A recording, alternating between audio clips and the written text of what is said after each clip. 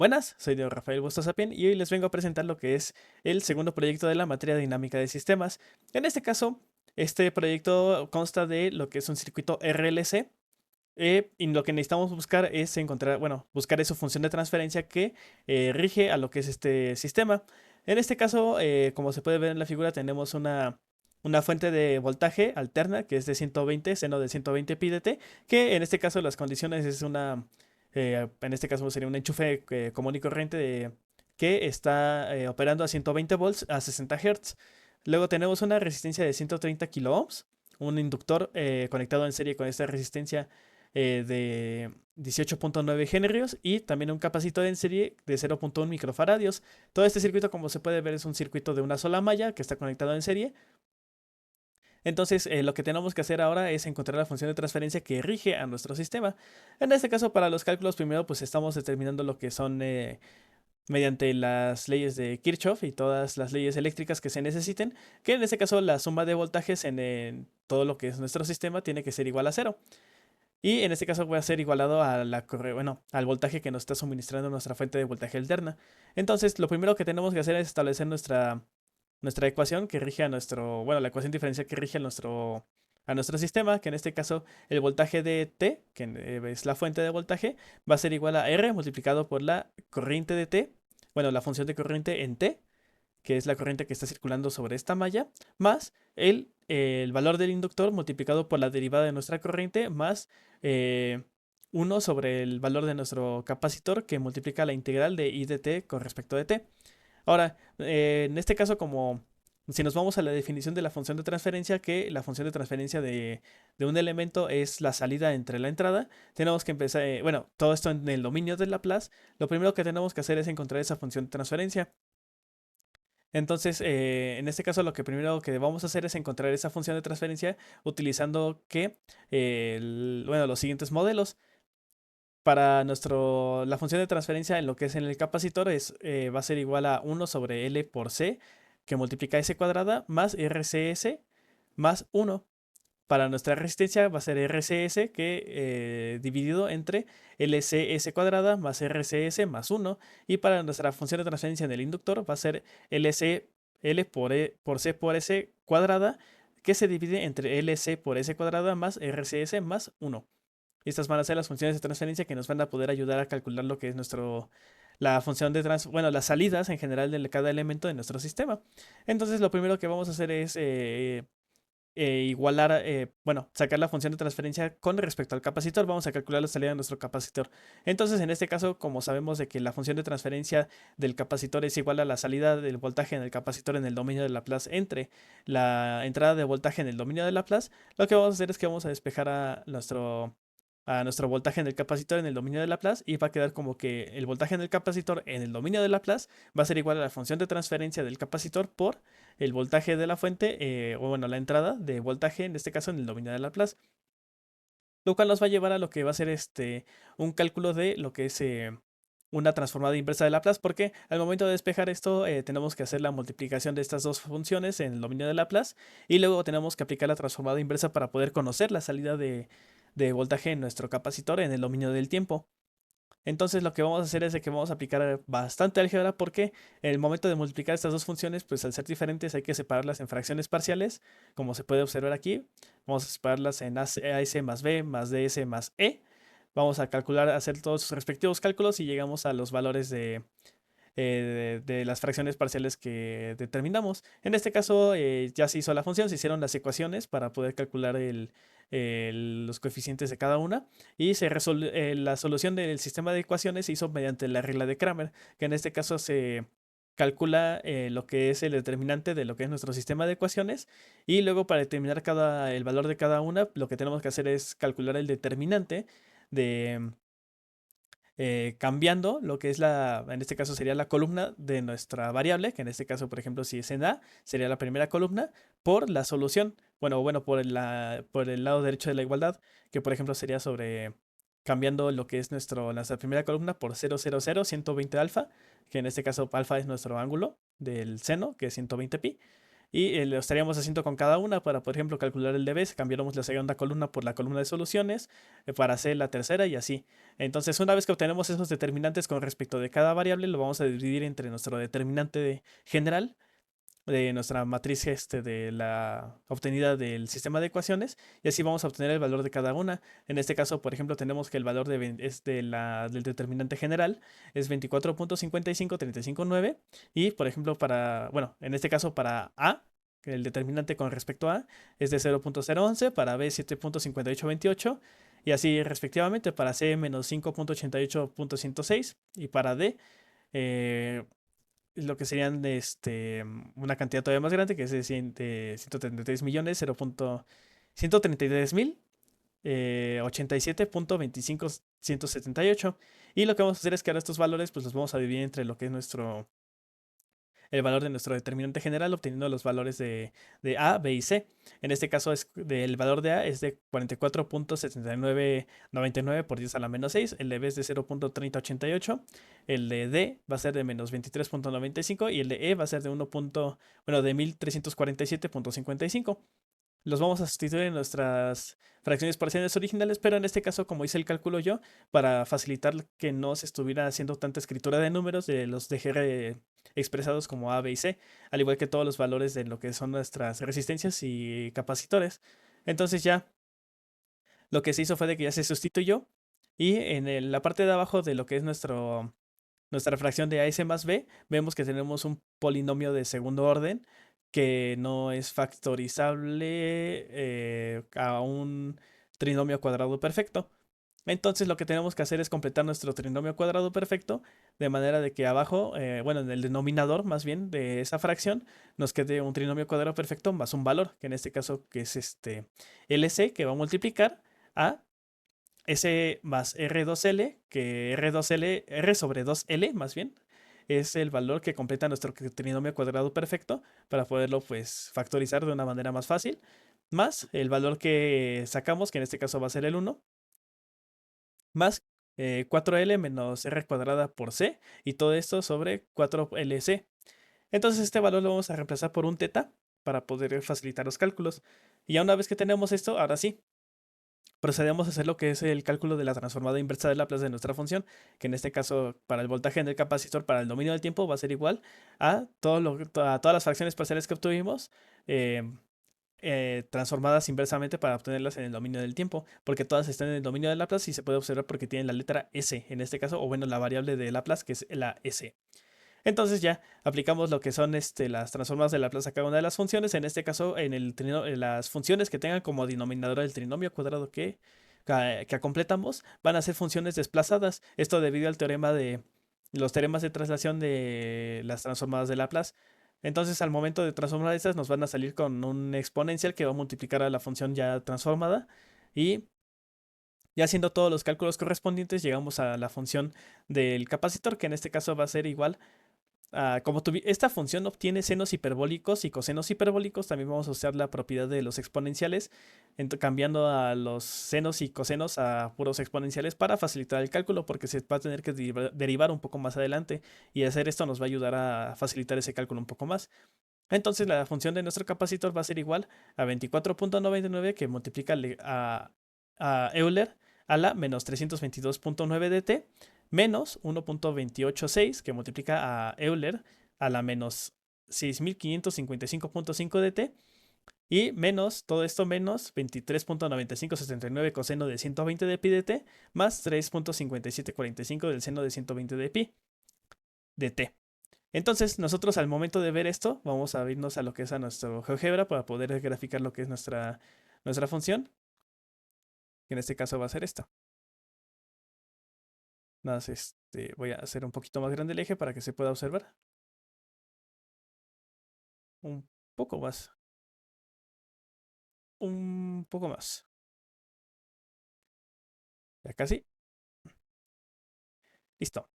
Aquí tenemos nuestra primera función. Se puede observar, de hecho, que este sistema lo que tiene primero es como una parte transitoria en el inicio, y luego ya tiende a estabilizarse en un punto. ¿Esto por qué?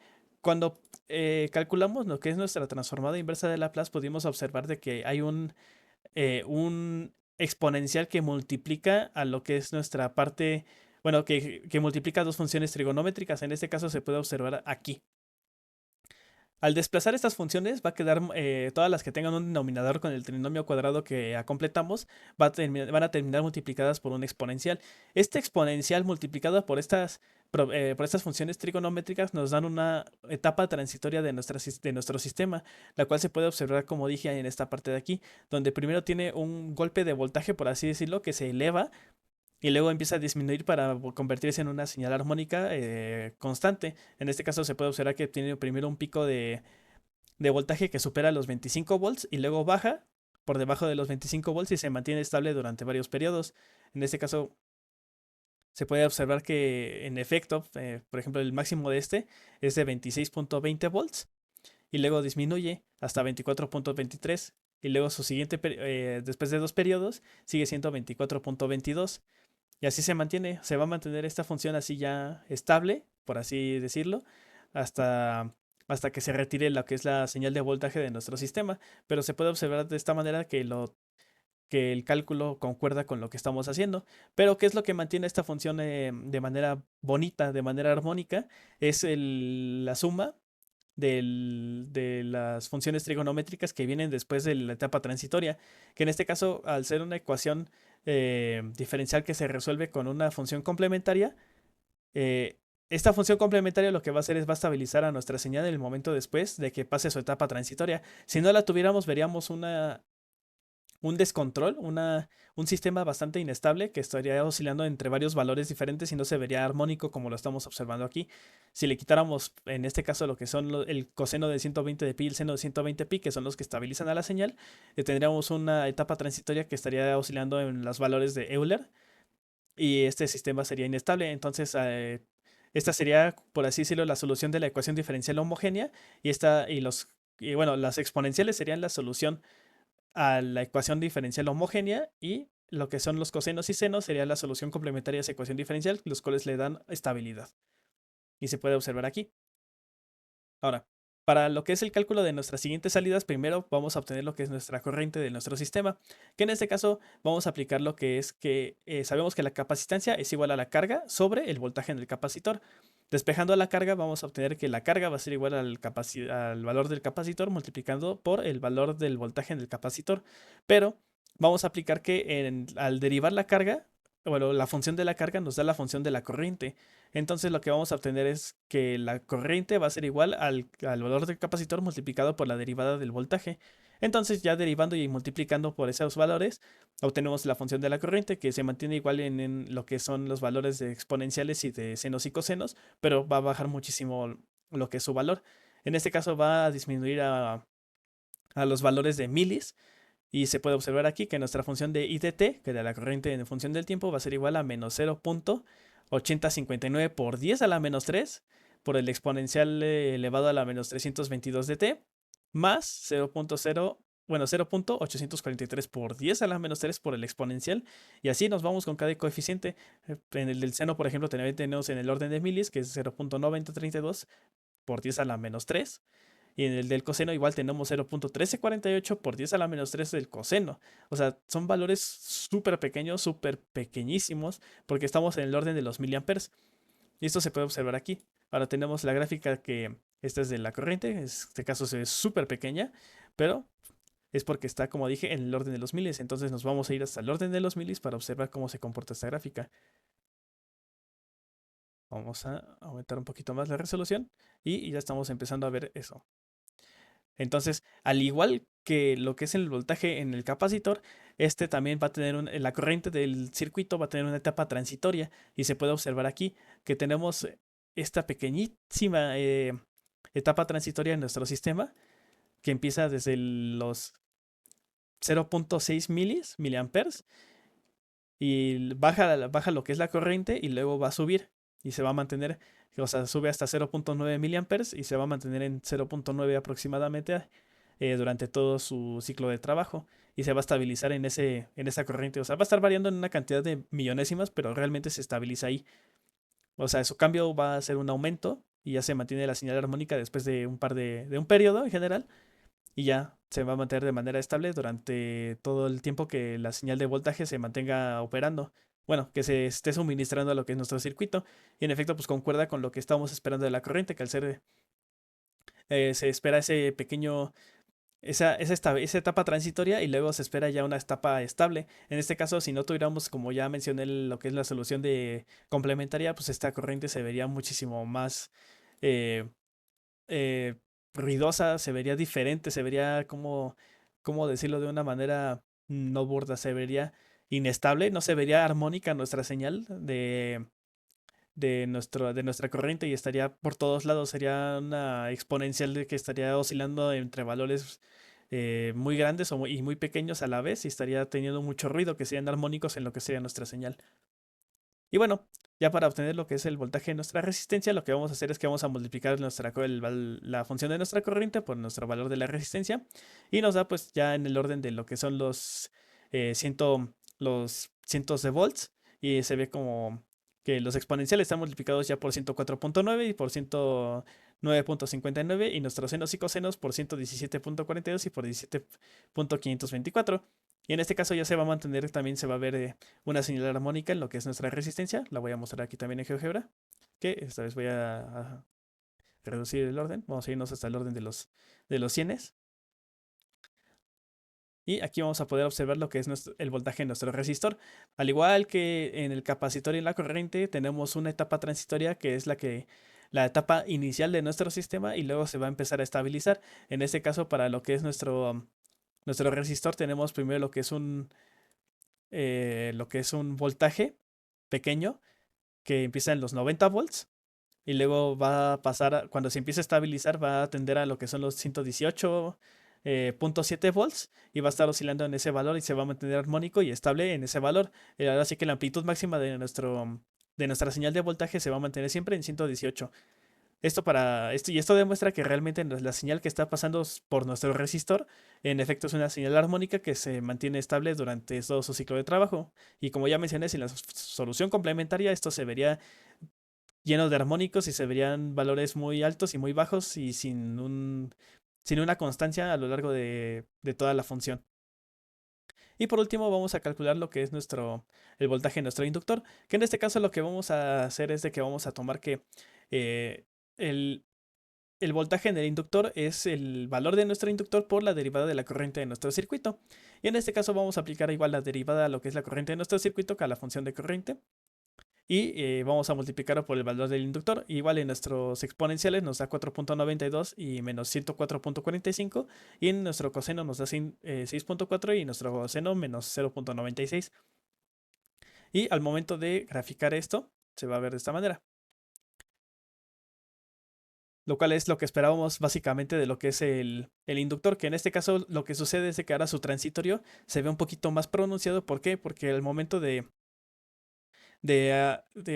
suministrarle el voltaje a lo que es a nuestra bobina, esta, como se opone al paso de corriente, va a tener un voltaje muy alto al inicio, que se conoce como la patada inductiva que genera el alimentar un inductor, y luego ya va a tender a la estabilización, que en este caso el pico podemos ver que llega hasta los 9 volts, que es un pico relativamente alto, y después se va a estabilizar en el orden de los 6.5 volts aproximadamente, va a estar oscilando en ese valor y se va a mantener así durante todo su periodo de trabajo. Pero en este caso vemos que la amplitud máxima de esa patada inductiva es de 9 volts, que sí es considerablemente alta, y luego baja un 30% aproximadamente a su valor ya estable. Y igual, como se mencionó, los exponenciales nos dan esta patada inductiva que se puede observar aquí en el inductor. Y luego ya nuestra solución complementaria va a mantener esta señal estable durante todo el tiempo que se le esté suministrando lo que es nuestra señal de voltaje. Ahora, para demostrar que lo que estoy diciendo es cierto, nos vamos a lo que es nuestro simulador. En este caso vamos a poner lo que es una fuente de corriente alterna en 120 volts de valor de pico a pico y a 60 Hz. Y lo que vamos a hacer es que vamos a poner nuestra resistencia de 130 kilo ohms, nuestro inductor de 18.9 henrios y nuestro capacitor de 0.1 microfaradios. Entonces, lo que vamos a hacer es que vamos a insertar estas probes o nuestro multímetro, por así decirlo, que son terminales diferenciales de un multímetro o de un voltímetro. Y vamos a colocar en cada uno de nuestros elementos. Y después, para poder ver cómo se comporta esto, vamos a irnos aquí a Transient o transitorio y vamos a darle clic.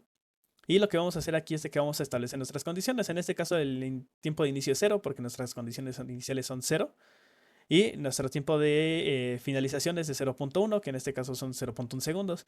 Y lo que vamos a ponerle es un time step, que es para que haga el muestreo cada 0.001 segundos. Y ahora lo que vamos a observar en las salidas es primero, vamos a calcular, bueno, vamos a observar lo que es en PR1. PR1 es la probeta 1, bueno, la probe 1, que en este caso es la del resistor. Entonces vamos a observarlo. Que en este caso podemos observar que en efecto el voltaje en la resistencia se comporta justo como lo esperábamos. Vamos a hacer la señal un poquito más bonita y vamos a bajar lo que es el tiempo el periodo de muestreo. Y ahí se ve un poco más bonita. Y en efecto, si nos vamos a comparación con la que tenemos de GeoGebra, aquí, que va a ser esta de aquí, vamos a reducirla. Bueno, vamos a más bien ampliar esto para que se pueda observar. Ahí se puede ver que tenemos nuestro voltaje ahí, de nuestro pico de voltaje en 90 y luego se va a estabilizar en los 118. Y aquí podemos observar lo mismo, tiene un pico un poquito más arriba, en este caso pues por la diferencia de los... Bueno, más que nada por la precisión de los decimales que estamos utilizando a la hora de nuestro cálculo, pero se puede observar que también está su pico inicial aproximadamente en los valores de 90. Vamos a poner lo que es aquí el grid. Y vamos a observar, entonces tenemos que está su valor como aproximadamente del pico está en 90, 95 aproximadamente. Y luego ya una vez que se estabiliza la señal, podemos observar aquí que está aproximadamente en 108 el valor. Entonces se estabiliza, bueno, en este caso baja un poquito más a 114 porque como dije, pues ese es el pequeño error de no usarlo. eh, lo que hace Multisim es utilizar todos los decimales para obtener ya el valor exacto. En el caso de nosotros estamos utilizando aproximadamente entre 5 y 7 decimales que nos va a dar un margen de error, pero en este caso pues es de 2 volts, el cual no nos causa tanto problema porque igual podemos observar lo que es el comportamiento de nuestra gráfica. Entonces ya, observando esto ya podemos ver que en efecto se está cumpliendo lo que estamos esperando del resistor. Ahora vamos a ver lo que es nuestra función en nuestro inductor, que en este caso se va a ver igual. Vamos a irnos aquí. Vamos a hacer un zoom nada más en vertical para que se pueda observar.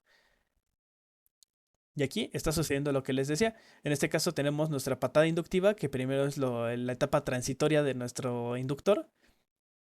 Y empieza después a estabilizarse la señal en una señal sinusoidal, que en este caso se ve bastante bien, sin ningún problema. Pero tenemos este piquito que, como les dije, es esa patada inductiva, ese regreso de voltaje que genera lo que es el inductor al momento de suministrarle el voltaje y ya se empieza a estabilizar. Igual regresando a lo que es el resistor, nada más para hacer mención de eso.